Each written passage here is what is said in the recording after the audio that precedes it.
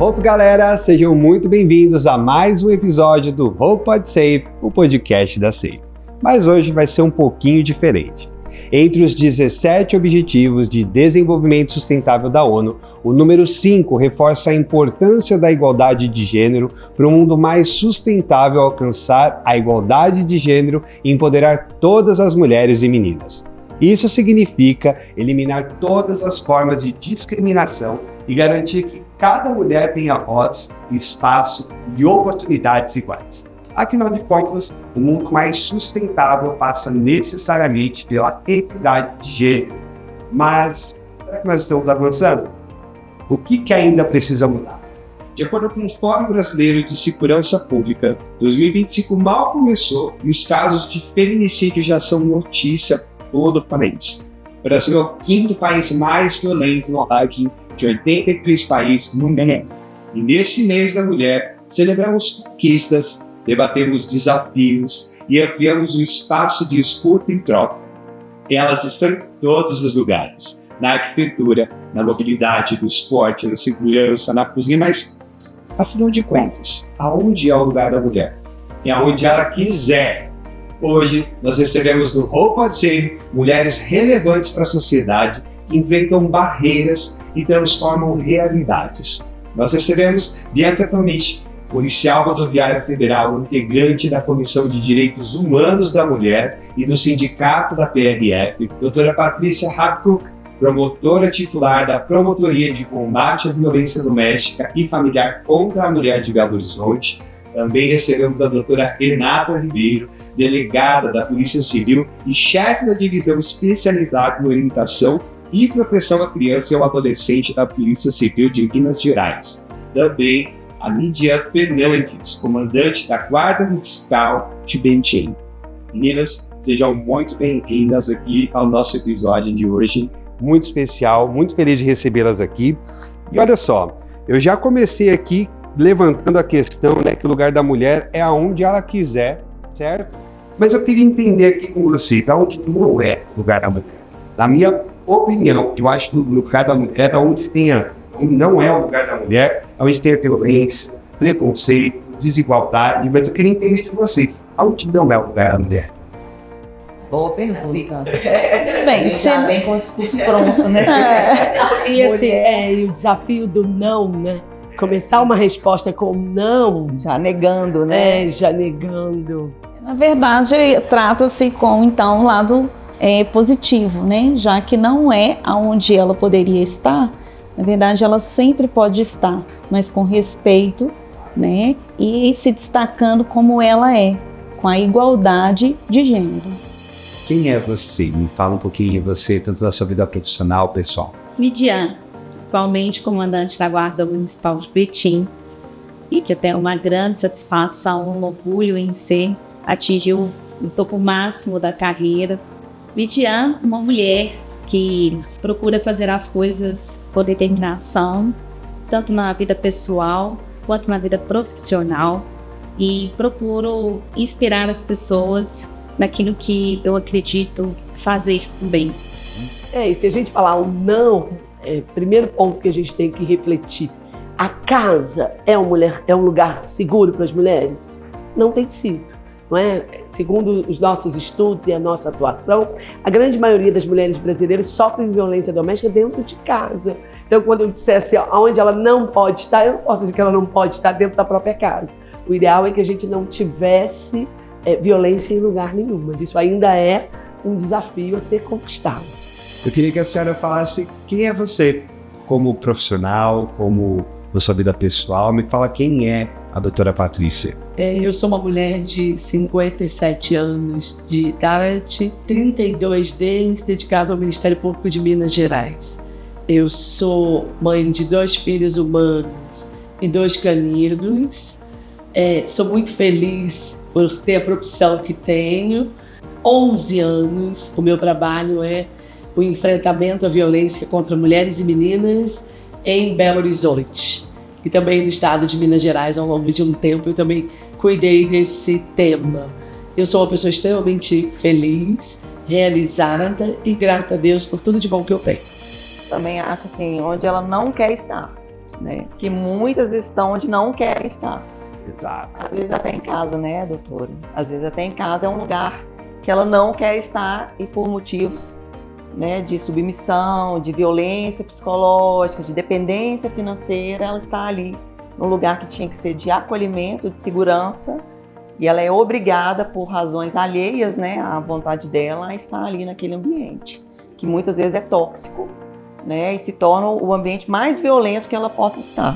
Queria que você falasse quem é você, quem é a Bianca. Bianca é mãe com 16 anos, depois mãe com 41 anos, policial rodoviário federal com muito orgulho. Eu sonhei em ser policial, desde que eu comecei a estudar para concurso, eu estudei para a polícia, então eu tenho muito orgulho da minha profissão.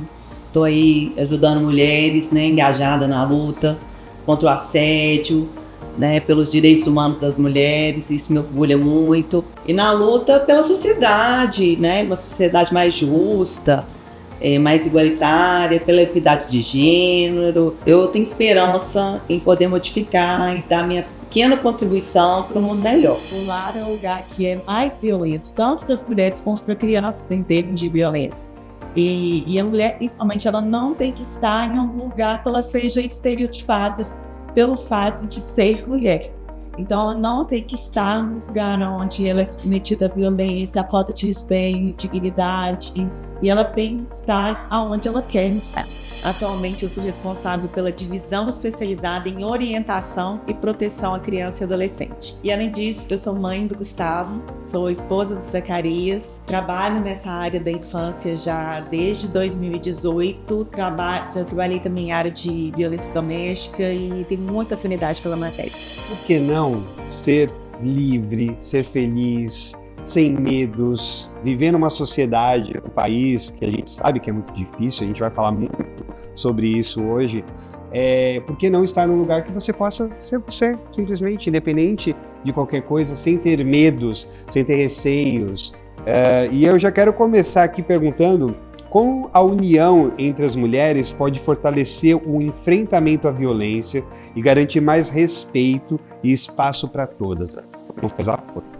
Verdade. E a gente estava conversando isso há pouco antes de começar, né, o episódio. Como a gente vê em situações de violência que a mulher é vítima, outras mulheres criticarem a conduta daquela mulher, ao invés de criticar a conduta do agressor. Então, a união da mulher nesse sentido de ter empatia pela outra mulher, de entender a situação que ela está passando, até mesmo quando ela está numa situação de violência e ela ainda não se sente segura e empoderada o suficiente para fazer uma denúncia. Então, é entender o lugar que a mulher está e ter empatia por aquela situação. Eu fico pensando assim, a gente vive num país muito desigual e eu costumo dizer que não é simples ser mulher no Brasil, aliás, no mundo, no Brasil e em Minas Gerais, porque há muita violência, há uma concepção e uma postura social que naturaliza a violência. Quantos de nós não ouvimos, não é isso?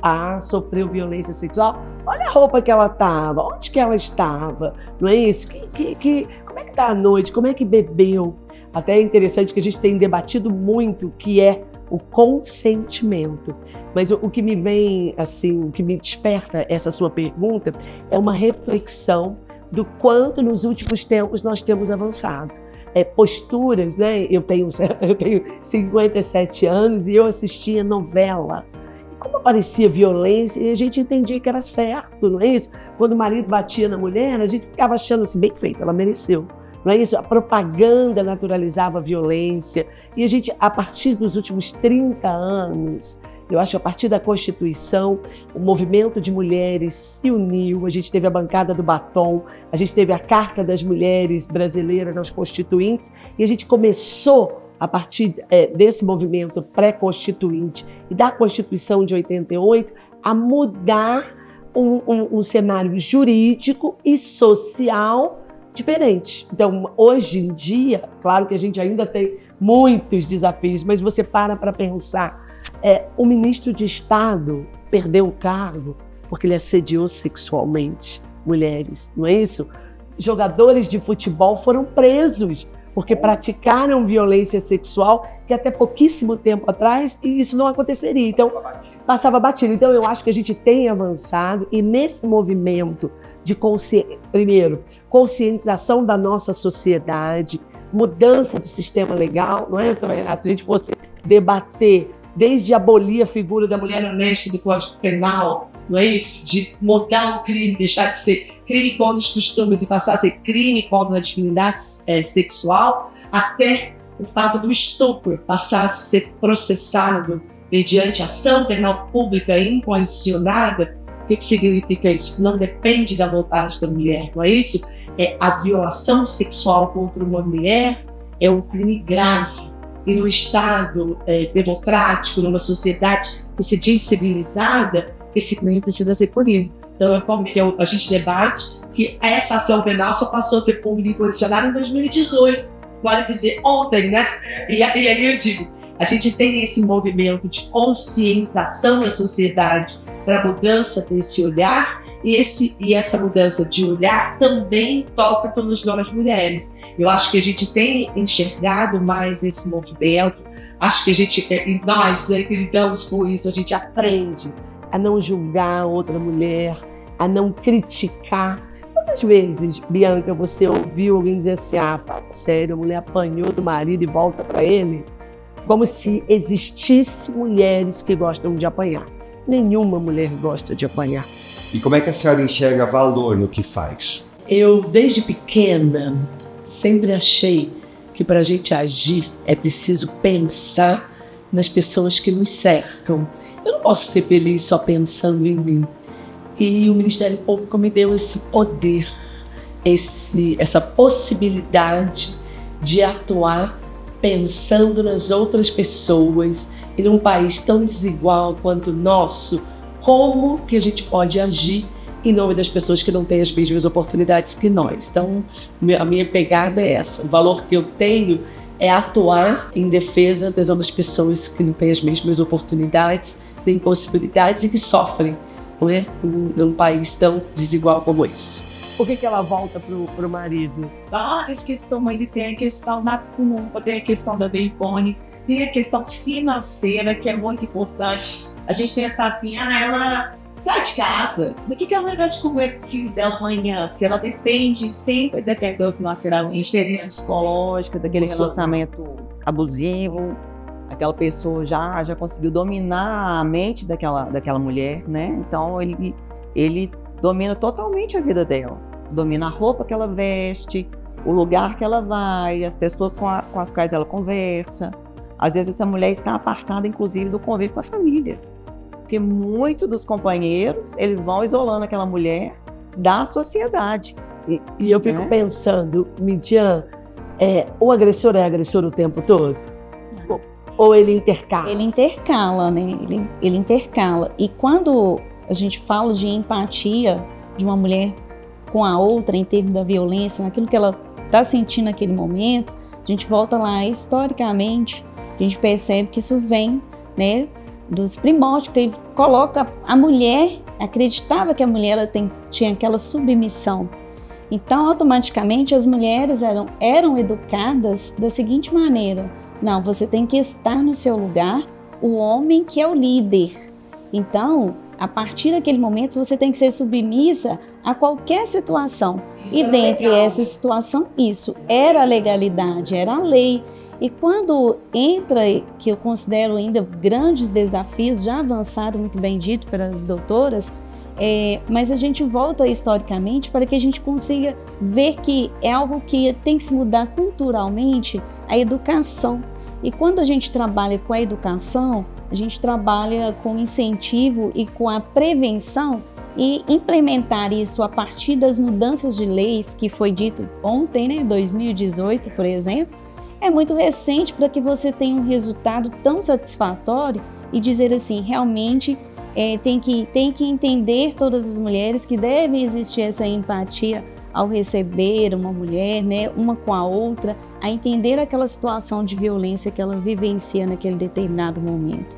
Então é muito mais do que só a gente estar trabalhando e fazendo com que as legislações mudem a favor da mulher, que é onde que ela sempre deveria ter tido e estado, mas isso não foi como iniciaram assim a construção que deveria ser de igualdade entre a mulher e o homem. Desde o início já vem esse bloqueio. Quando ele começa a ser quebrado, aí entram-se as atividades para que nós consigamos trabalhar para que no futuro, né, não tenham-se tantos preconceitos, que a empatia ela seja algo natural. E você enxerga valor no que você faz? Muito valor, em termos de conseguir transparecer para as pessoas aquilo que realmente nós buscamos, que é uma igualdade, que as pessoas tenham uma melhor oportunidade de viver com segurança na cidade e em qualquer lugar que possam estar. É um prazer fazer esse serviço com excelência e tentar fazer com que as pessoas se sintam seguras no mundo hoje, em meio a tanta violência. Veja bem, a mídia, desde que a gente é pequeno, tá vendo desenho, tá vendo ali um programinha inocente, a mulher tá brigando com a outra. Você já reparado? Desenho de criança, tem uma menina inimiga da outra. Em desenho. Eu tenho reparado isso, que agora eu tô com uma filha de 3 anos. Eu já tô identificando isso, essa rivalidade feminina que é implantada na nossa mente desde a infância. Sim. Sempre, uma novela tem a rivalidade feminina, filmes, sempre tem aquela disputa feminina e geralmente é por um homem. Ah, sim. Né? Geralmente elas estão ali brigando pelo alecrim dourado, que é uma figura masculina ali naquela trama. Isso já implanta, assim, a gente é inimiga, não podemos ser amigas, a gente é sempre concorrente. Isso fica no subconsciente da mulher.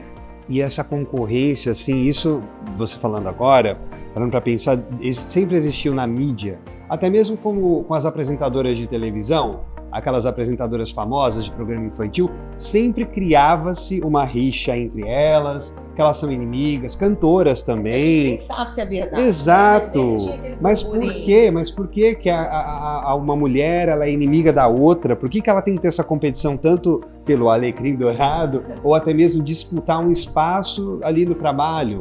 Né? São apresentadoras, cada uma tem a sua característica, cada mulher, cada ser humano tem a sua característica, qualidade, defeito, mas por que tem que colocar na mídia, principalmente, para as crianças assistirem, para os adultos e as pessoas comentarem, você viu que a fulana brigou com a outra, que é inimiga da outra, elas não se falam, mas, né, isso vem desde sempre, infelizmente. Assim, tão desde sempre, que complementando, né, é dito muito bem pela Bianca, que a situação dessa rivalidade, quando você volta lá atrás, na época dos reis, né, que tinha disputa, que a mãe, ela tinha que fazer com que a filha casasse com aquele rei. Então, você pega lá a referência, a outra, não, a minha família vai fazer moldar a mulher para ser a melhor esposa e garantir que ela seja a escolhida. E, no entanto, quando começa essa rivalidade, né, desde aquele início, aí você percebe.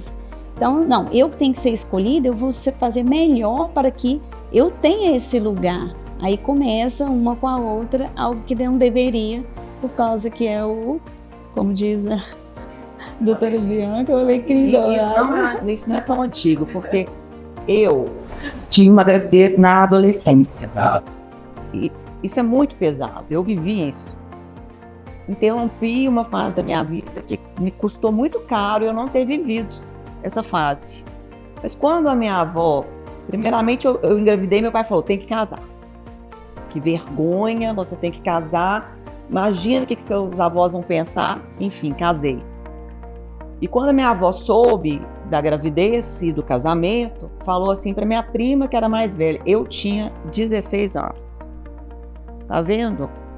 Bianca já casou, já constituiu família, e você? E a minha coitada, tinha 19 anos. Eu falei, mas eu ainda nem entrei na faculdade.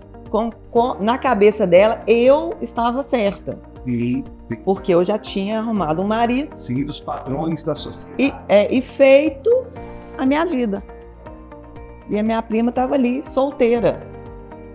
O padrão da minha avó, para ela casar, que era, né, se dar bem na vida, né, arrumar um homem e se casar. E aí, ainda lembrando de vovó, né, ela falou, conselho para mim, no casamento, ela olha, nunca queira saber o que seu marido faz na rua. Ai, Bianca, mas você é nova, que vó é essa? Eu acho que, assim, através do meu trabalho, eu posso contribuir para um mundo melhor, pessoas melhores, posso acrescentar, diminuir um pouco essa desigualdade que a gente vê de gênero, desigualdade social, criminalidade, enfim. De alguma forma eu consigo ajudar pessoas. Questionar foi quando começou a balançar as estruturas e aí os homens ficaram, opa, como assim? As mulheres estão questionando, né? A doutora Ciara falou que não podia se questionar e realmente fazer, olha, não questione o que o seu marido faz na rua, e você tem que engolir e aceitar isso. Mas a partir do momento que as mulheres, que bom, começaram a ter força para não questionar e entender, não, eu quero saber sim. Porque se calar é um mal tão ruim, é uma coisa tão ruim a gente ter que se calar, tem que aceitar e engolir a seco, não é mesmo? E aí eu acho que isso também a gente começa a entrar numa questão da violência doméstica, que nós já mencionamos aqui, falamos, essa questão também da mulher, infelizmente, sofrer essa violência doméstica por ter que engolir e aceitar isso e muitas vezes não ter coragem e não conseguir denunciar isso, né? E aí, do ponto de vista da segurança pública, quais são os maiores desafios no combate à violência doméstica e como que as mulheres podem se proteger em busca de apoio? Eu queria que vocês falassem um pouquinho. Eu queria Isso. falar um pouco, antes até de passar para a doutora Renata, né, porque segurança pública é com ela, mas o que a gente precisa pensar? Por que é tão desafiador enfrentar a violência doméstica e familiar contra a mulher? É porque a violência tem tudo a ver com os papéis de gênero. Quando a Bianca dá o exemplo da avó, e aí a gente pensa, o homem no espaço público, a mulher no espaço privado. O homem é o provedor, é o que sai de casa, é o que ocupa as posições, e a mulher é a submissa, que fica dentro de casa, cuidando dos filhos e da família. Então ele manda, ela obedece. Esse terreno de desigualdade de gênero é um prato feito para a violência doméstica e familiar. Então, quando Midian pontuou aqui do passado, a gente precisa pensar, as mulheres eram relativamente incapazes até o Estatuto da Mulher Casada. Então você imagina, a minha avó, que é muito mais velha que a avó da Bianca, não tinha CPF. O CPF dela era o CPF do próprio marido. Não é isso? Ela não podia abrir conta corrente no banco porque ela precisava da autorização do marido. Ela não podia estudar nem trabalhar sem que o marido autorizasse.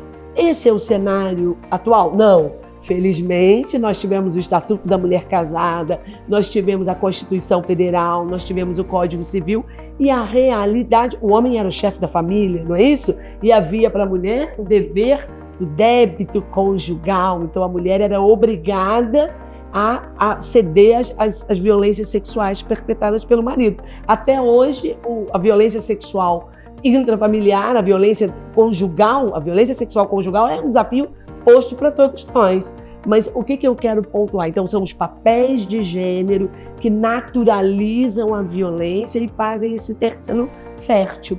Qual é a realidade do nosso país? Até a Lei Maria da Penha, que é a Lei 11.340 de 2006, nós tratávamos a violência como algo de menor potencial ofensivo. Então, o homem espancava a mulher, eles iam na delegacia, além da própria mulher levar o papel para ele, né, conduta expressamente vedada na Lei Maria da Penha, ela ainda pagava a cesta básica que ele tinha que pagar. E isso não significava nada. Quando a gente veio com a Maria da Penha, né, a farmacêutica cearense, que sofreu 2 tentativas contra a própria vida, essas tentativas de feminicídio foram ignoradas até que houve uma mobilização internacional na Corte Interamericana de Direitos Humanos, e o Brasil vem ser condenado. Olha, você se omitiu no caso dela, você precisa editar uma lei. A gente passa pela Lei Maria da Penha, que está lá dizendo o que é violência doméstica e familiar, como qualquer conduta, ação ou omissão baseada na violência de gênero, que causa sofrimento físico, emocional, psicológico, sexual. Então, a gente tem a Lei Maria da Penha, a gente tem um divisor de águas. Bom, a partir de agora, o corpo da mulher não é mais disponível para o homem. Ele não pode bater, ele não pode subjugar a mulher, ele vai ser punido. Agora, a Lei Maria da Penha, ela não é uma lei penal. A Lei Maria da Penha é uma lei protetiva. Ela vem estabelecer um sistema grande de proteção e dá, sim, aí a segurança pública, não é, doutora Renata? Um espaço de protagonismo no acolhimento e no encaminhamento das mulheres. E eu acredito que o maior desafio, é claro que a gente tem os desafios de questões de trabalho, da responsabilização, de volume de trabalho, mas a gente tem o desafio da orientação que não chega para as mulheres, das mulheres que não se entendem numa situação de violência, ou ainda, mesmo que se entendam, ainda não conseguem chegar até uma delegacia de polícia, não conseguem contar para alguém da família a situação que ela está passando. A Beta falou muito bem dessa questão dela ser privada, às vezes, da convivência familiar. Então, e o agressor faz isso realmente para tirá-la do convívio, porque aí ninguém vai perceber o que está acontecendo com ela.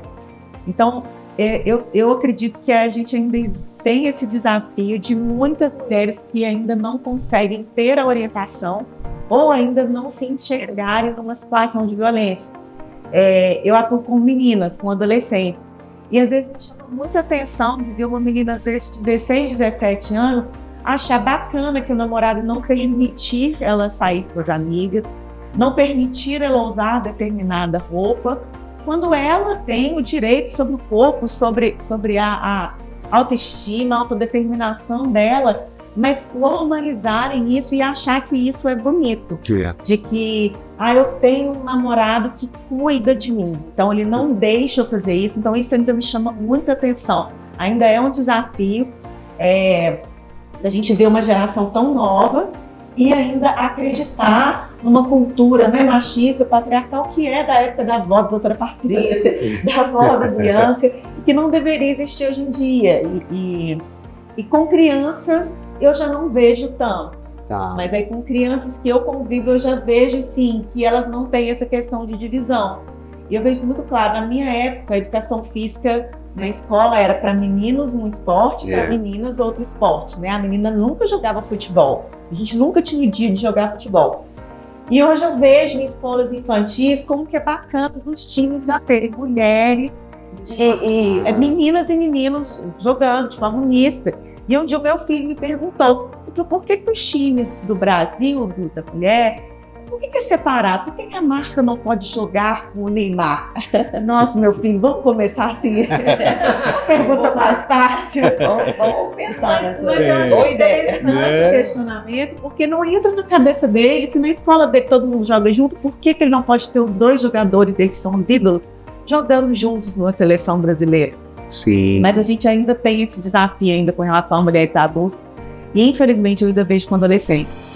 Eu gosto do que eu faço porque eu consigo ver que a nossa atuação pode fazer diferença na vida das pessoas. Então, muitas vezes a gente não vai conseguir a responsabilização do agressor. O trabalho de polícia judiciária é investigação para eventual responsabilização de uma pessoa que pratica violência. Mas eu vejo valor no que a gente faz, porque por mais que a gente não consiga responsabilização, um bom atendimento, um trabalho de orientação, um trabalho de prevenção, a gente consegue bons resultados atuando em prol da sociedade. Desafio grande das mães que criam esses homens para o futuro, né? E aí vem um ponto que a gente tem sempre que bater. Como que a gente vai mudar esse cenário? Bom, primeiro, tendo oportunidades como essas, né, de falar sobre esse tema, depois refletindo como que é na sua casa. Será que a casa é só da mulher? o filho é só da mãe? Porque essa ideia de igualdade, não é isso? A gente falou aí da ODS número 5, não é? Da ONU, Objetivo de Desenvolvimento Sustentável. A gente precisa praticar a igualdade dentro de casa. Então, o meu marido, o meu companheiro também é dono da casa para lavar a louça, para dividir as tarefas, não é isso? Acho que são agradáveis e acho que nem são tão agradáveis assim. E aí eu brinco que eu trabalhava com um juiz, né? E a gente só na violência doméstica, ele falava comigo: doutora, eu sou muito gente boa, eu ajudo a minha mulher. Deixa eu fazer uma pergunta, não é? A casa também não é do senhor? Que história é essa que o senhor está ajudando quando o senhor lava a louça? Não é, né, doutor? Então assim, e aí, quando a gente pontua, não é? A Bianca falou, olha, são as mulheres que criam os homens. E é isso, porque muitas das vezes a gente fala para a menina, lava a louça, arruma a casa, e o menino não precisa disso. Então a gente tem que começar a refletir nessa divisão de tarefas. A casa é dos dois, os filhos são dos dois. Então, quem sabe a gente pode até pensar na divisão da licença maternidade também, para que o pai também seja engajado a cuidar do filho que é dos dois. Então, acho que essa é uma reflexão, não é? Porque se fica a mulher com todas as responsabilidades de dentro de casa, com todas as responsabilidades de criar os filhos, e muitas delas também, como nós, não é? Trabalhando fora, para também sustentar a família, fica muito pesado. Essa igualdade não chega, né? Nunca chega, nunca chegou, né? Não chegou. Ela só piorou para a mulher, porque eu falo, o mundo está avançando no sentido de buscar a equidade de gênero. O mercado não entendeu isso, porque ele cobra muito, muito, muito da mulher, só que a casa também continua cobrando a mesma coisa. Então, às vezes, eu me vejo devendo horas e horas, porque janeiro não tem aula, menino adoece. Eu, graças a Deus, tenho o privilégio de estar numa instituição que eu posso tirar uma licença para cuidar do meu filho, mas e quem está no mercado? Perde o emprego, né? Uma mãe que tem... Sem dúvida, ela ficar grávida já é um risco para o emprego. Exatamente. A gente está falando da iniciativa privada, né? Nós somos todos da iniciativa pública, é diferente, mas eu digo assim, quando a mulher fica grávida, ela já fica ameaçada de perder o emprego. Caos, já é um né? caos. Ela já vai ter atraso, e tem vários estudos sobre isso, né? Ela já vai atrasar mais a carreira dela. O empregador não quer, né? A aí, mulher, a princípio, por conta dessa situação. Ela está em idade fértil, né? E aí, Bianca, é diferente, porque quando o homem vem pai de família, ele é respeitado, ele tem posição de seriedade. Se a mulher tem a mesma idade, está em idade fértil, já é um risco que vai engravidar, não vai seguir. E quem que a senhora gostaria de inspirar? Na minha área, né, como eu já disse, eu tenho 57 anos, já tenho tempo para me aposentar. Inspirar as novas promotoras de justiça que ingressam no Ministério Público com uma pegada desse olhar, né? Esse olhar que a gente precisa ter. E não é simples ser mulher nesse Brasil. Aliás, eu digo, não é simples ser mulher no mundo, no Brasil e em Minas Gerais. Isso é muito desafiador. Somos um 5º país do mundo mais violento para as mulheres. Minas Gerais lidera a violência. A nossa sociedade é uma sociedade ainda muito cruel com as mulheres. Então, quando eu penso em inspirar, eu penso em inspirar as pessoas do Ministério Público, né? Então, eu me refiro às promotoras de justiça que entram na instituição e atuam também nessa temática, como também os demais jovens, as mulheres jovens, a sociedade como um todo, para mudar esse cenário ainda tão difícil. Então, essa igualdade de gênero é muito importante na discussão desse ponto, porque quando nós fazemos todas essas colocações, a gente pensa lá na educação, como disse pela doutora Patrícia, a educação lá em casa. Então, em casa, a doutora Renata já consegue visualizar isso na sua criança, mas isso não é na maioria dos lares, porque a gente trabalha com diferentes classes sociais. E quando a gente percebe nessas classes sociais, nós abrimos o leque para entender que esse conhecimento e essa cultura, ela custa a chegar. Então, nós temos que, quando eu falo nós, é no termo de buscar a melhoria para que essas pessoas, essas mulheres, elas consigam ter esse entendimento do que é a violência E o que ela tem sofrido enquanto violência, que muitas delas, como diz a doutora Renata, não consegue se identificar que isso seja uma violência. Elas não acreditam no que a própria legislação diz que elas estão sofrendo aquela violência, e isso vai se passando culturalmente para as crianças e aonde que estão, né? E quando nós passamos a observar, e se nós não trabalharmos com a educação em casa e trabalharmos também nas escolas, que eu acho que é o ponto-chave, nós iniciarmos ali com aquelas crianças a mudança dessa mentalidade e mostrar essa igualdade de gênero de uma forma que elas consigam a entender e visualizar, e quando elas chegarem em casa, se elas não têm essa resposta na educação em casa, elas conseguirem transmitir como crianças que são, né, capazes de um aprendizado muito eficaz e rápido, a transformar o que nós temos grandes desafios hoje encontrado nessa violência contra a mulher. E quem você gostaria de inspirar? Inspirar crianças que possam se espelhar e acreditar que o futuro possa ser mudado por pessoas que acreditam que o Brasil pode ser melhor. E vocês acham que, pensando assim, a doutora Renata levantou um ponto da adolescente que hoje ainda tem esse pensamento, que meu namorado está me cuidando de mim, me defendendo. Sabemos que isso vem das antigas, né? Essa informação que vai contaminando outras gerações e que vai levando isso adiante. No mundo de hoje, em que muitas coisas foram quebradas, mudadas e pensamentos, e isso está sendo mais diluído, esse pensamento, vocês acreditam que as próximas gerações elas estejam mais limpas, digamos assim, e que possam levar adiante essa informação melhor que nós temos hoje, né? Essa quebra de correntes, digamos assim, das mulheres, né? Esperança a gente tem, né? E eu acho que avançamos muito, mas quer me deixar nervosa? E o chá de revelação? Fala sério, me deixa nervosa. Lá vem o chá de revelação, lá vem o cor-de-rosa e o azul, que a gente luta tanto. E aí eu digo assim, a gente tem amigas, né? Então eu tenho uma amiga que está esperando ele, vou comprar um presente. É uma luta pra você fugir do rosa e do azul. Não é, o problema é... Você chega na loja, você quer comprar um presente, a pessoa pergunta, é menino ou menina? É criança. Não, e aí raciocina aqui, um pacote, e o pacote já vem rosa ou azul. E aí eu quero dizer, meu Deus, qual é o problema? Não tem problema. Mas o simbólico, que no tema da violência é tão importante, quando eu penso na minha filhinha, eu já penso nela, numa menininha, bonitinha, recatada, que vai ter como objetivo casar e ser feliz. Então, assim, sabe, tem que quebrar um pouco esses estereótipos, porque são eles que estão na base de um mundo de violência. E uma coisa que quando a doutora Renata fala das adolescentes, você fica pensando assim, meu Deus, que desafio é esse? E a gente precisa pensar que o Brasil é um dos líderes de casamento infantil no mundo.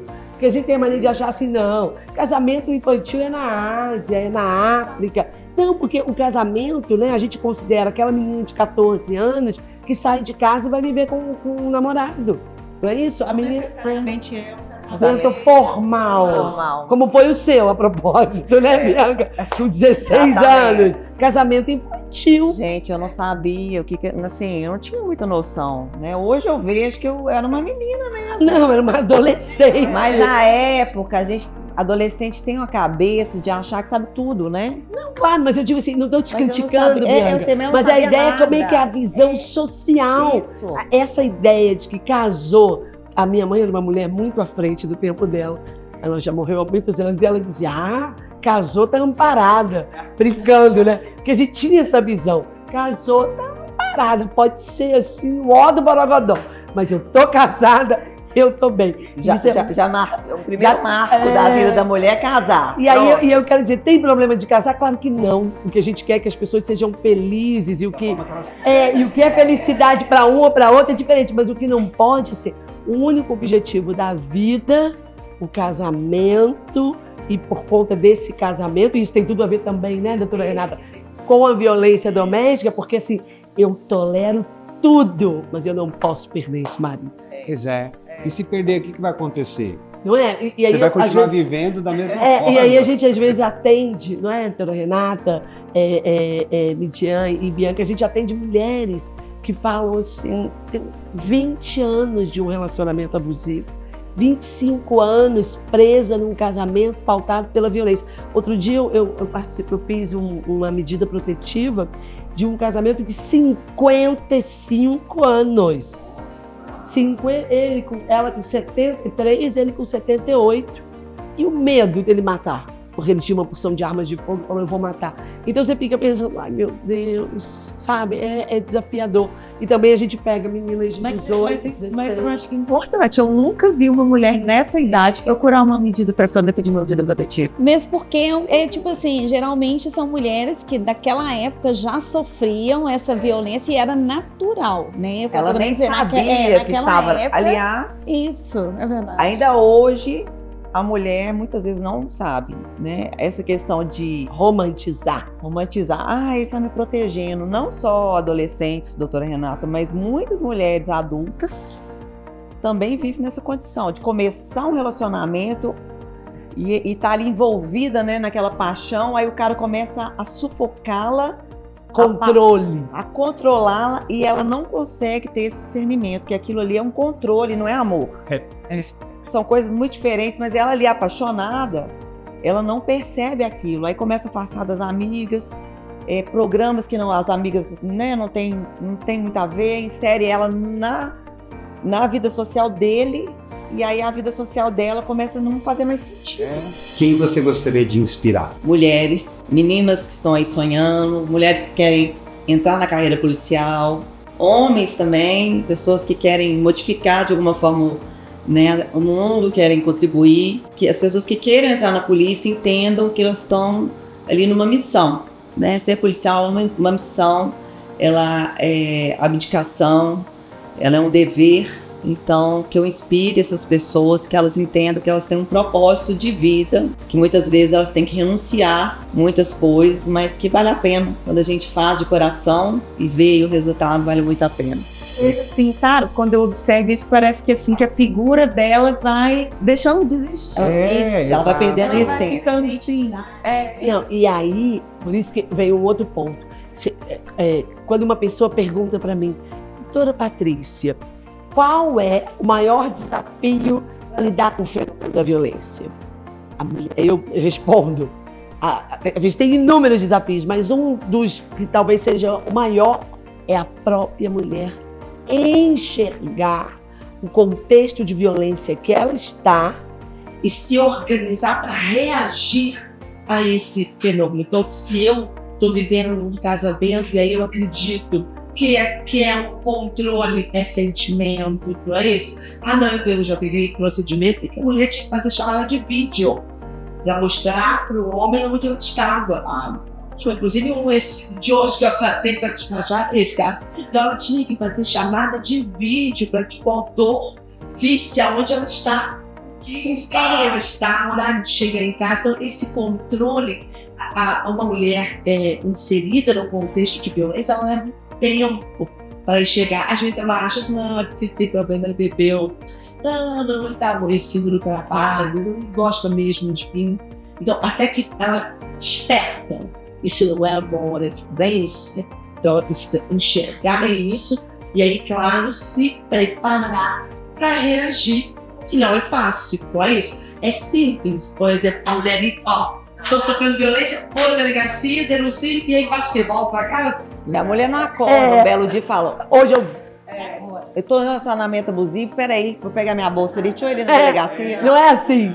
Não é assim. Aproveitando o gancho, Bruno, vamos fazer o ponto alto? Vamos definir um relacionamento abusivo para quem assistir? Aí as abençoadas, né, poderem, quem sabe, bater uma luz. Aí a gente tem que entender que não é amor, é cilada. Não é? Cilada, Dina, não é? Cilada. Vamos aproveitar aqui essas mulheres maravilhosas. Qual o momento que a gente descobre que não é amor, é cilada? Tantas condutas que às vezes ela não vai percebendo. A doutora falou dessa questão da chamada de vídeo. Eu tinha uma conhecida minha que ela tinha que entregar o celular. Eu falava, mas por que você tem que chegar em casa todo dia e entregar o celular? Eu falei, sem problema não tô devendo nada. Eu falei, Mas pra que você tem que entregar o celular? Isso é uma forma de controle. Isso. Pois é, não, mas aí assim, se alguém do trabalho me liga, eu apago, porque ele não vê que alguém do trabalho me ligou. Eu falei, mas é trabalho. E mesmo que não fosse trabalho, a pessoa não tem o direito de invadir a sua intimidade. Cadê a confiança e o respeito? Então, ponto 1, invadiu sua privacidade, já tá num relacionamento abusivo. Controle. Controle. Controle sobre sua vida, sobre sua existência. É um ponto. Você tem que pisar em ovos o tempo todo. Eu não Você posso fala, cumprimentar um amigo. Eu liguei para minha mãe, essa roupa que eu já nem coloco, porque eu sei que ele não vai. Então eu começo a deixar de fazer, para ela não gerar nela até a culpa. Porque ele fala que a briga foi causada por ela. Você desobedeceu, você conversou com fulano. É importante falar que se você está se sentindo incomodada, já tem que você parar. Olha, Aí não vou para. falar assim, porque Para. ele vai achar ruim. Já começa. Nossa, eu não vou vestir essa roupa, não, ele não vai gostar dessa roupa. Não vou Está sair com essa amiga. deixando de ser porque ele não gosta você dela. para ele. Já está errado. E aí, assim, e aí tem várias outras, né? Tem aquelas mulheres que os homens, as mulheres mais velhas, que os homens tiram dinheiro, não é isso? Que pedem dinheiro, que cobram, que passam. Eu peguei um processo uma vez em que uma mulher, ela foi dando, ele simulava que estava doente, simulava que precisava de dinheiro, e ela foi dando, porque ela tem despesa de muito dinheiro sem se dar conta. Isso tudo era um estelionato amoroso. A título de dizer que gostava, na verdade ele queria dinheiro. E isso é muito desafiador também. Então, a violência moral, a psicológica, a sexual, não é isso? As práticas sexuais não consentidas também configura violência.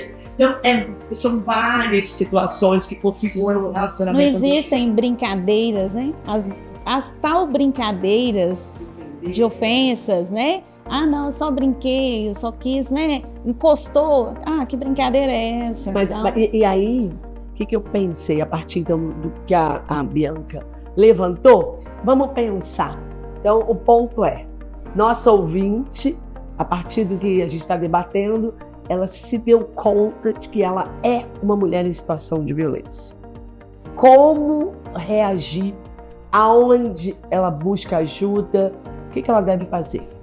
Não é, como a Bianca falou, né? Não é vou pegar minha bolsa e vou ali na delegacia agora. Não assim. Não é simples assim. nem mas seguro, se é né? nem Claro. seguro às vezes, mas se ela conseguir contar para alguém, contar que seja para uma familiar, que seja para uma amiga, criar uma rede de apoio e deixar outras pessoas saberem o que está acontecendo, até para ela poder ter a quem buscar se ela for sair de casa, né? O que vai acontecer? Então, não é porque a mulher pode estar ouvindo e falar assim, mas eu não quero ir à delegacia agora, né? Eu percebi que eu estou sofrendo uma violência psicológica.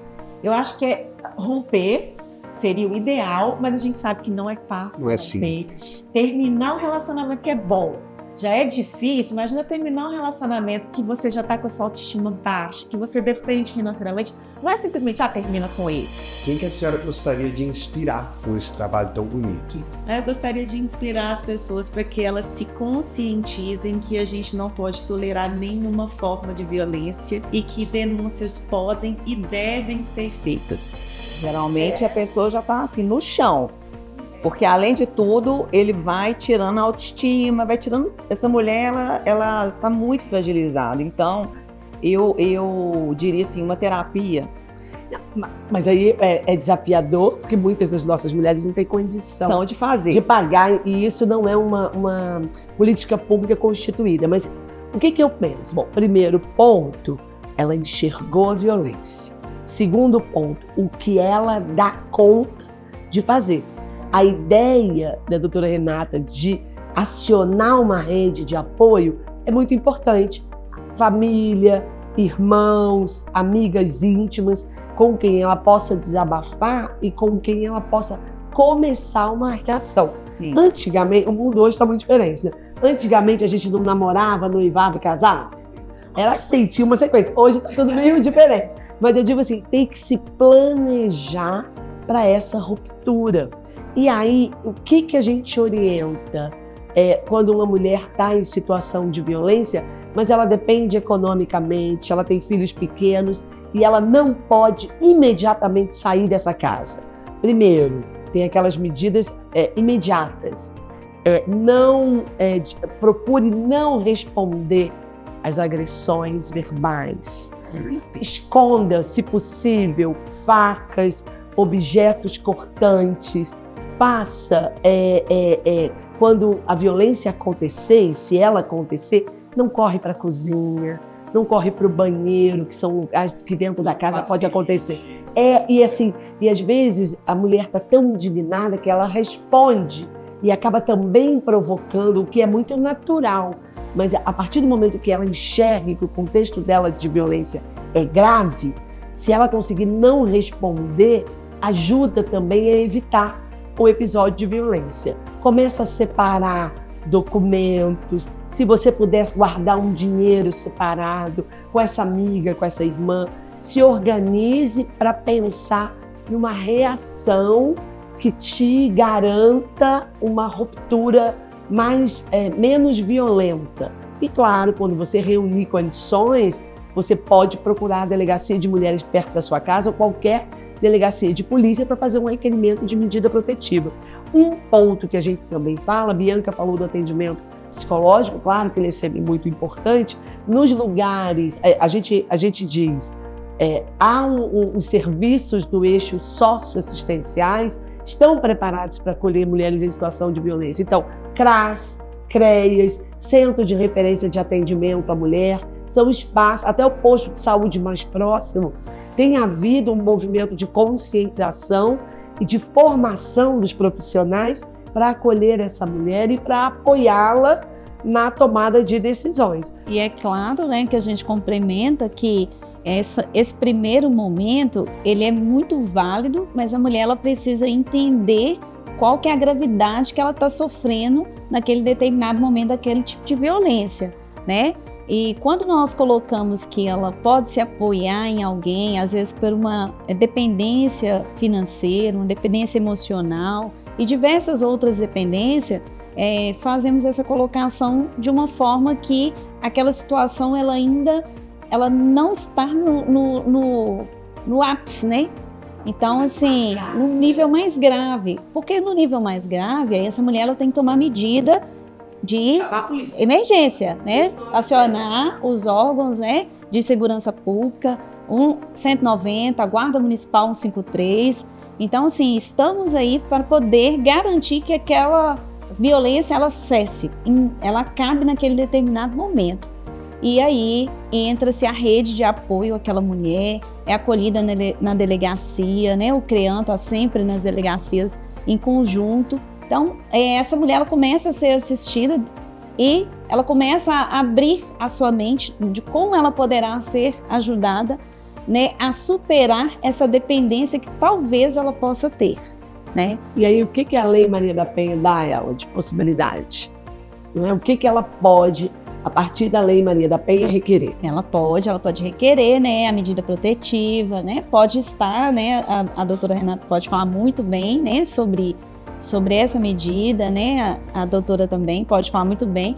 E essa mulher ela vai ser acolhida. É importante que vamos colocar que essa mulher, quando ela não tem um lugar para isso, ela até tem a casa para acolher, o abrigo para acolher ela de forma imediata, acolher os seus filhos, né? Muitas das vezes são mulheres que têm crianças que vão acompanhá-las nessa caminhada, né? E abrir o seu olhar para prosseguir, seguir em frente, vencer aquela violência que ela teve e abrir um novo caminho sem violência, que é o que toda mulher merece. Acho importante destacar que hoje a segurança pública e o judiciário está preparado para receber essas mulheres.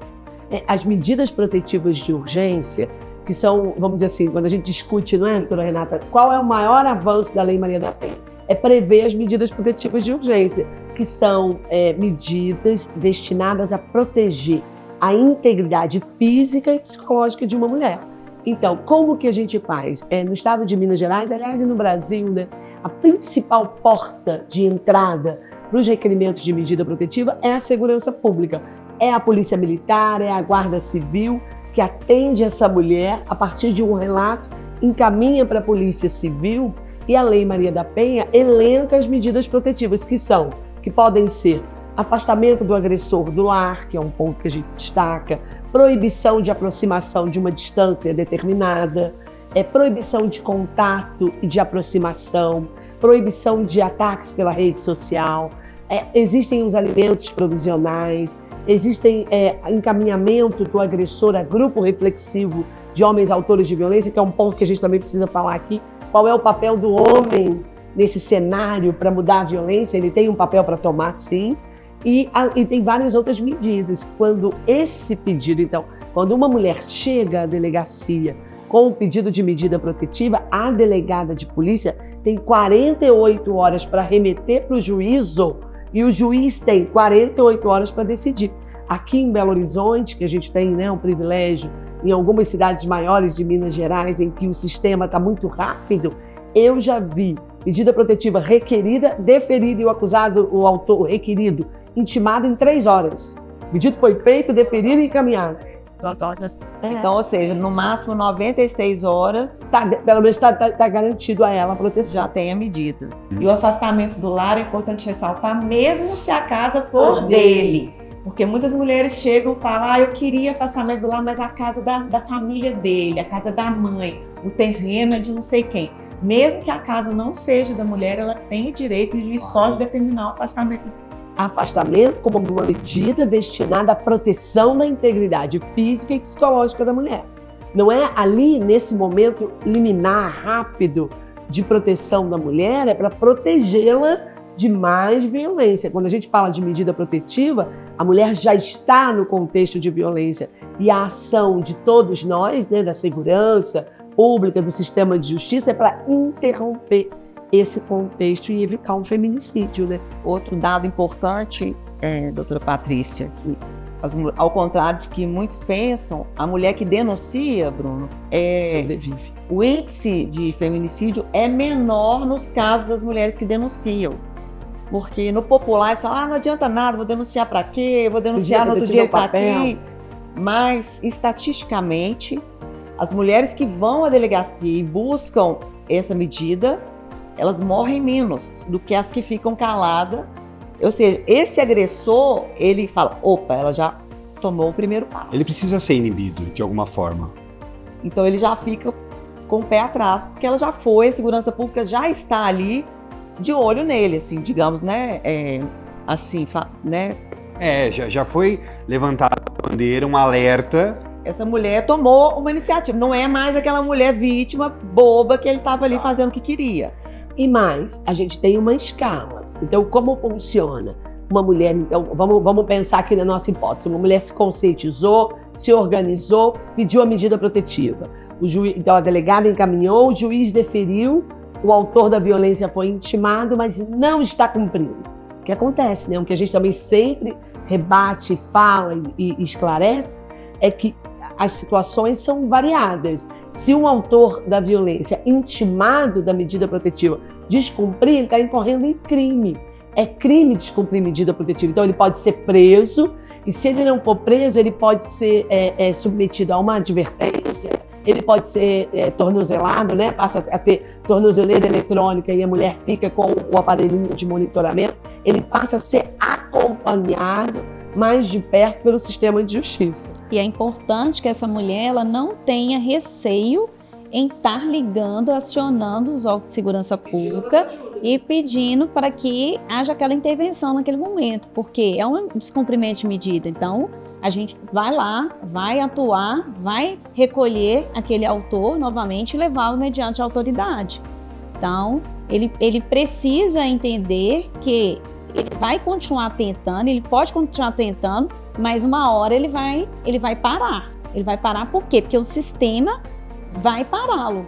Ele não vai ficar solta fazendo o que ele bem entender com essa mulher. E muito bem dito, né, pela Bianca, que quando esse homem, quando essas mortes elas diminuem, enquanto a mulher ela provê essa denúncia, e de fato é verdade, porque o agressor ele tem uma imagem social para cuidar, né? Então ele tem um trabalho, né? Ele tem uma vida, seja na área privada, seja como autônomo, seja numa empresa, seja num serviço público, aonde quer que ele esteja, ele tem uma imagem para zelar também. E isso acaba o incomodando, e inibe também para que ele continue com aquela prática, né? Então, assim, a partir desse momento que ela faz e provê essa denúncia, que ele é recolhido, né, e levado à autoridade policial, realizado aquele registro, colocada a medida de segurança, né, medida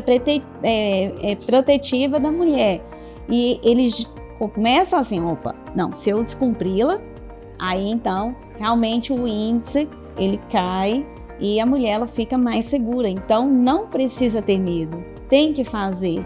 Se não fizer, você pode ser uma vítima fatal. Então, não deixe de falar, não deixe agir. De buscar ajuda e não tenha medo, né? Não temos que ter medo. E aí eu levanto aí, né? A doutora Patrícia já colocou e eu faço assim, uma abertura com relação ao agressor, que existe o trabalho também com o agressor, para que ele possa melhorar. Né? Entender, E que ele não vá fazer essa violência com a outra mulher. O importante não é só fazer a medida protetiva aí da vítima, mas também trabalhar com aquele agressor para que ele entenda, conscientizá-lo, não é isso? Isso. Porque a violência é tão naturalizada que muitos homens também reproduzem o que aprenderam com os próprios pais. Sim. Entendem que a violência é linguagem. Então, a minha mãe apanhava do meu pai, viveram casados a vida inteira, o que tem de errado? Não é isso? O namorado mandar na namorada e achar o seguinte, que ela tem que fazer o que ele manda, isso também é uma forma de violência. E como que a gente muda esse cenário? A gente fala muito da mulher, mas a gente tem que trazer o homem para o centro do debate, para reflexão. Para ele deixar de fazer o que ele está fazendo com essa mulher e não cometer esse mesmo problema com outras mulheres no futuro. Porque não adianta...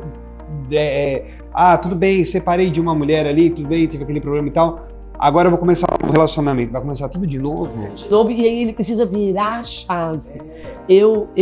Assim, a gente que lida muito próximo, né, dos homens autores de violência, eu uma vez estava fazendo audiência, e assim, muito simpática. Eu com ele nesse homem. Aí ele falou, eu falei, deixa eu falar uma coisa pro senhor. O senhor acha que o senhor tá certo? Ele falou, não, doutora, eu não bato em mulher nenhuma, não. Eu só bati na minha. Né? Então é posse. Então, na mulher dele, ele pode bater. Então, como que a gente vai mudar? Fazer esse homem entender, peraí, a violência não está autorizada, não é? Para nós, na sociedade que a gente quer viver, nenhuma violência é tolerada, não é? Nem a sofrida pelos homens e nem sofrida pelas mulheres. A peculiaridade da nossa violência é que as mulheres sofrem. Elas não sofrem a violência urbana da mesma maneira que os homens sofrem. Elas sofrem a violência doméstica, familiar, dentro de casa, por mãos de parceiros ou ex-parceiros. Isso é um desafio enorme. Não é um estranho que maltrata a mulher, é o marido, o ex-marido, o namorado e companheiro. E quando Bianca traz o desafio do feminicídio, não é isso? Que é a morte da mulher por ela ser mulher, nós temos vários levantamentos no país inteiro, e em Minas Gerais é o mesmo cenário. Primeiro, as mulheres que têm medida protetiva não morrem. A regra é 87% das mulheres que morreram em Minas Gerais entre 2021 e 2023 não tinham medida. Então é um instrumento que protege. 2, um outro ponto, as mulheres morrem pelas mãos dos seus parceiros e ex-parceiros. O índice é muito elevado, marido, ex-marido, namorado, companheiro, ex-companheiro, namorado e ex-namorado.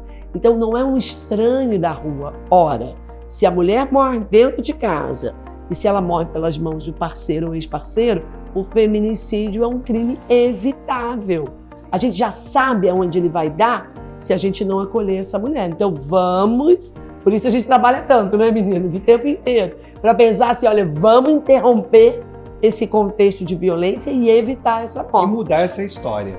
Mudar essa história para melhor. Agora, quando a gente fala também de violência, tanto física, psicológica, a gente também acaba entrando um pouco nessa questão mais da mulher no mundo corporativo, no trabalho, em todas essas questões aí, porque eu também queria falar um pouquinho dessa questão, né, dos cargos de liderança das mulheres que hoje elas estão alcançando cargo. Bom, eu tenho exemplos maravilhosos aqui ao meu lado e assim, queria que vocês comentassem também um pouco dessa, porque não deixa de ser uma pressão também, você estar no ambiente de trabalho e ser hostilizada, ser tratada de uma forma diferente, de uma forma, sabe, que as pessoas menosprezam, desrespeitam isso, que a gente volta naquele discurso que é onde a mulher não deve estar, ela não tem que estar e ela não pode permitir que isso aconteça. Eu acredito que as mulheres estejam cada vez mais permitindo menos que isso aconteça.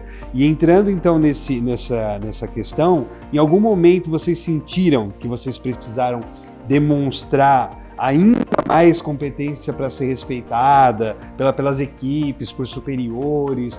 Como que a gente fala então dessa questão de, nossa, eu tenho que me esforçar muito mais porque eu sou mulher e eu tenho que mostrar o quão eu sou boa? Quando, na verdade, se você é uma boa profissional, você não tem que ficar se esforçando tanto para mostrar que você é boa. Olha, enquanto a minha instituição é uma polícia ostensiva. Nós somos hoje 10% do efetivo, o que representa mais ou menos umas 1.000 mulheres. Tá? Não estou muito atualizado porque tem concursos novos, então 10%. Mas o concurso é de livre provimento. Então, assim, não tem limitação legal para nenhuma mulher entrar. Aí a reflexão que eu trago, assim, te devolvendo, né? Por que só 10% de mulheres se interessam pela carreira policial? Por que elas se intimidam em entrar numa carreira policial? Ou não interessam em entrar? Eu te respondo pela minha vivência dentro da polícia, não criticando a instituição, mas o convívio num convívio predominantemente masculino. A gente se sente no clube do Bolinha.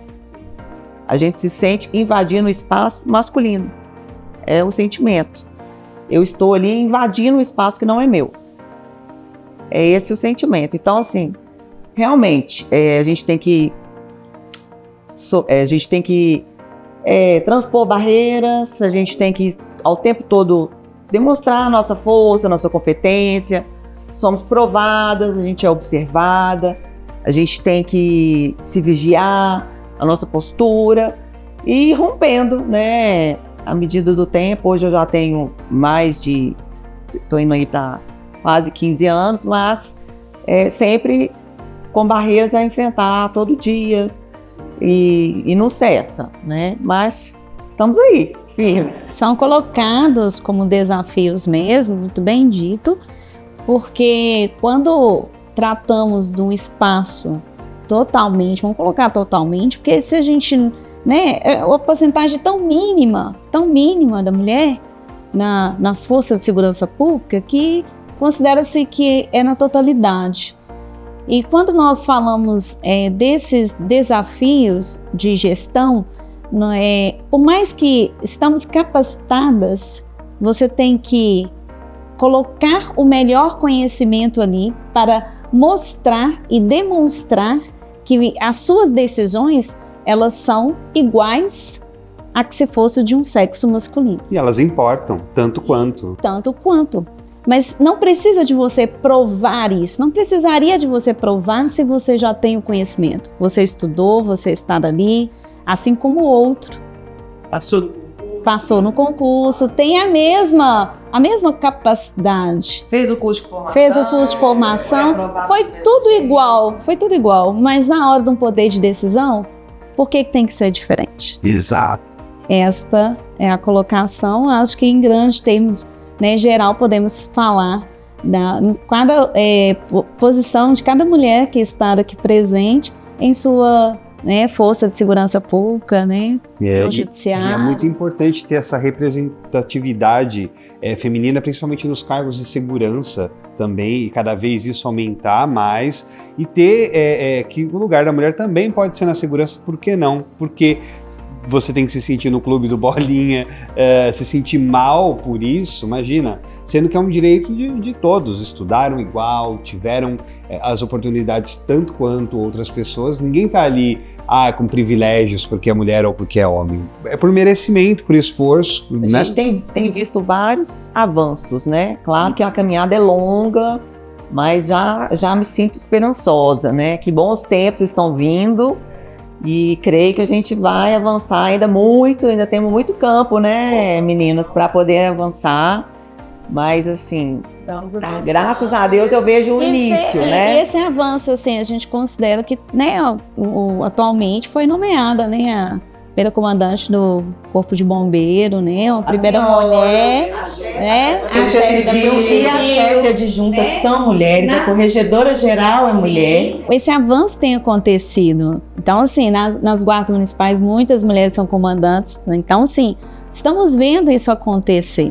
E colocamos, sim, a esperança que isso continue e chegue a alcançar até o judiciário. Que no futuro isso seja cada vez mais, melhor, e que as pessoas continuem com esse pensamento que muitas vezes as pessoas falam, nossa, que legal, é uma policial, que legal, é uma mulher que está fazendo essa função, esse cargo que seja. As pessoas hoje em dia, elas têm essa visão, e que bom que isso está acontecendo e está evoluindo. Nós somos 51% da população, não é isso? Somos 52% das eleitoras, então qualquer espaço a gente tem que estar em todos os espaços de representatividade. E ocupar esses espaços. Não é isso, não é? Se a mulher é a minoria. Nós não somos minoria. Somos tratadas como E somos a maioria. Então, se a gente quer dizer um gestor público, se ele vai formar o grupo o grupo que vai gerir a instituição, tem que ter um olhar da diversidade. Então, no Ministério Público de Minas Gerais, nós nunca tivemos uma procuradora-geral de justiça mulher, mas o atual procurador-geral, ao compor a equipe, ele obedeceu à paridade. Então, a gente tem mulheres na administração superior no mesmo número dos homens. Já é um avanço, né? Vai pensar assim, já é um ponto. Na Superintendência de Minas, em várias situações, até sensíveis, mulheres têm sido convidadas para ajudar a gestão, né? A dirimir as questões, né? Sob o ponto de vista da mulher. Porque só homens ali tratando, realmente eles não iam ter o olhar da mulher, que é tão necessário, né? Em diversas situações ali. Então, assim, já estamos com voz ativa e evoluindo. Maior representatividade. E a mulher é o destaque, ela faz diferença. Ela estando em cada setor desse, ela é diferente. E não só nesses setores, mas também a gente abre o leque, né, a nível político. Quantas mulheres estão sentadas hoje na Câmara Legislativa? Felizmente, a bancada feminina da Assembleia Legislativa é a maior de todas. Em Betim, por exemplo, nós temos uma vereadora, né? Pouquíssimo, há o número de eleitores, né? Quanto se coloca. Então, é importante que nós fazemos essa colocação e atingimos dessa maneira. Verdade. Existem muitas situações que às vezes acabam passando despercebidas, porque a gente está tão habituado, às vezes, das mulheres passarem por situações tão assim, e como a gente comentou aqui, isso acaba se tornando uma coisa normal. Mas a gente não pode ver essas coisas como uma coisa normal, no sentido de que a gente não pode deixar com que as coisas passem despercebidas. Temos, sim, que nos posicionar, continuar nos posicionando, continuar falando, não tendo medo, né, de falar, de se posicionar. Isso é muito importante. Porque se as mulheres voltam a se calar novamente, para onde que a gente vai? Não podemos, né? Não tem como retroceder. Não tem, não vamos. Agora não só deve. daqui para frente. Por favor, não retrocedam jamais. Bom, então nesse bate-papo maravilhoso que a gente está tendo aqui, que a gente falaria horas, dias, tem muito assunto aí para render, muita coisa para falar, acho que a gente tem que marcar uma parte 2. marcar um bate-papo um dia 2 para a gente continuar falando sobre isso. Mas para finalizar aqui, bem legal, de uma forma mais descontraída, eu queria fazer um bate-papo, um bate-bola aqui com vocês, muito rapidinho. Perguntinha é papum, perguntou, respondeu, tá? Então vamos lá. Eu queria que vocês me falassem, Midian, ser mulher é? Representar todas. Muito bom. Doutora Patrícia, uma mulher que te inspira. Ai, uma mulher que me inspira. Maria da Penha. Mulher que se dedicou a partir de um sofrimento, não é isso? Ela mobilizou 2 ONGs e fez com que o Brasil tivesse uma lei protetiva. Eu acho a história de vida dessa mulher, a resiliência, né? O quanto ela lutou para superar a violência e toda a mobilização que ela fez e ainda faz hoje, não é? Você imagina uma mulher cadeirante que sofreu 2 atentados contra a sua vida, refez a vida e se dedicou exclusivamente à proteção das mulheres brasileiras. A Maria da Penha é uma grande inspiração para mim. Doutora Renata, uma palavra que define força feminina. Acho que empoderamento. Uma palavra só? Pode falar mais de uma, vai, eu deixo. Eu acho que empoderamento e coragem. Bianca, uma conquista feminina que te enche de orgulho. Meu filho, meu concurso. Lindo, muito lindo. Gente, Meus filhos, né? Os filhos, exato, todo mundo. Gente, as mulheres elas já superaram vários desafios, tantas coisas, e vocês são prova viva aqui hoje comigo, e eu tenho o maior orgulho de poder estar com vocês, de ouvir essas histórias, de ouvir o que vocês têm para falar, né? As mulheres nunca devem se calar, não se calarão, né? Jamais. Isso não pode ser tolerado de forma alguma. Então eu quero agradecer demais a presença de cada uma de vocês. Com muita alegria que a gente recebe para esse bate-papo, para passar informação para as pessoas que estão nos ouvindo. Afinal de contas, informação nunca é demais, e quanto mais a gente fala, ainda é pouco. A gente tem que falar muito, a gente tem que falar mais, a gente tem que falar sempre, todos os dias. Todo dia é o Dia da Mulher, todo dia é o dia que a gente merece respeito e que a gente tem o direito de conquistar coisas e lugares cada vez mais melhores, né? E isso é bonito de ver. Parabéns para cada uma de vocês, pelas mulheres que vocês são, pelo Dia das Mulheres, enfim, isso é muito simbólico, né? Uma coisa que a gente fala assim, mas parabéns por todas vocês. Eu agradeço demais, mais uma vez aqui, tô feliz demais. Isso aí. Também. Incrível. Obrigada. Eu adorei estar aqui com essas mulheres maravilhosas. Não é? Eu tô aqui eu sou fã, né, dessas meninas. Falo que foi uma honra para mim poder ouvi-las mais, né? E esse dia especial para a gente poder falar, não só, né, ouvi-las, mas também as mulheres que têm a oportunidade de ouvir a gente, né? Exato. E acrescentar um pouco na vida delas. Como eu disse, cada vez que a gente fala ainda é pouco. Então eu espero que essas palavras sejam inspirações para vocês também. E se por acaso vocês se identificaram com alguma dessas histórias ou com alguma dessas coisas, não hesitem em buscar ajuda. Aqui a gente já teve bastante informação, mas a internet está aí também para buscar esses recursos. Então, informações temos. Vamos fazer com que isso aconteça.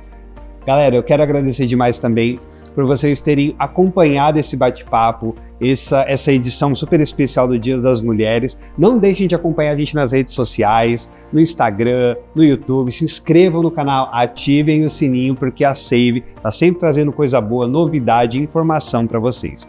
Hope, galera, até mais. Feliz Dia das Mulheres e a gente se vê por aí.